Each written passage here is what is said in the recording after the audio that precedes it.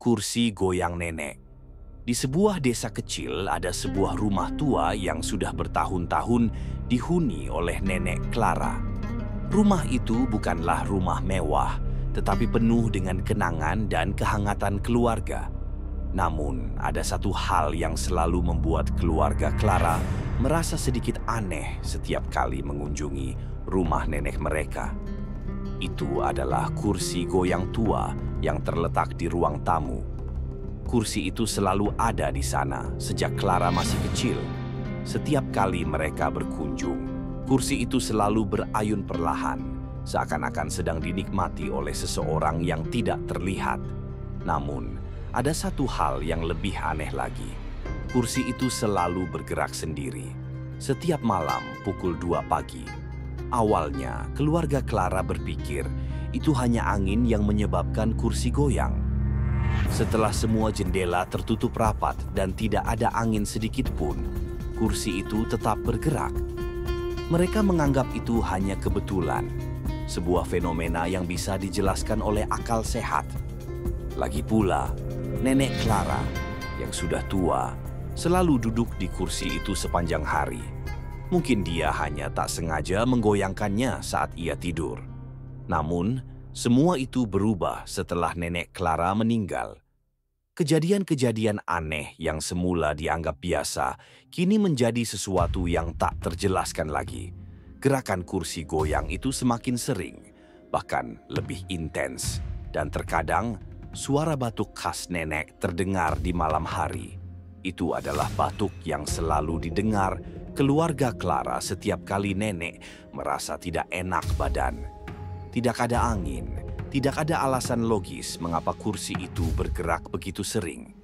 Setiap malam, suara itu menjadi semakin jelas. Keluarga Clara mulai merasa ketakutan. Mereka mencoba untuk tidur di kamar yang berbeda, berharap tidak mendengar suara-suara aneh dari ruang tamu. Namun, suara itu terus berlanjut, membawa ketakutan yang semakin dalam. Pada suatu malam yang sunyi, kursi itu berhenti goyang. Keheningan yang aneh memenuhi ruangan. Semua orang terdiam, merasa ada sesuatu yang aneh sedang terjadi. Tiba-tiba, sebuah suara terdengar dari luar kamar. Suara serak dan parau yang sangat mirip dengan suara nenek. "Boleh nenek masuk?" Suara itu terdengar pelan, seperti angin yang berbisik, namun jelas terdengar oleh setiap orang di dalam rumah. Semua orang terdiam.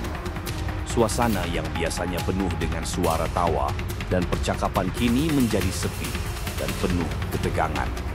Tidak ada yang berani bergerak. Hanya suara itu yang terus bergaung di telinga mereka. Pintu kamar terkunci rapat, namun suara ketukan di pintu masih terdengar. Perlahan, ketukan itu semakin keras, seperti ada yang berusaha memaksa masuk. Suara batuk nenek terdengar lagi. Kali ini lebih dekat, seakan-akan nenek benar-benar berada di luar kamar mereka. Ketakutan mencekam seluruh tubuh keluarga Clara. Mereka tidak tahu apakah yang mereka dengar itu nyata atau hanya khayalan.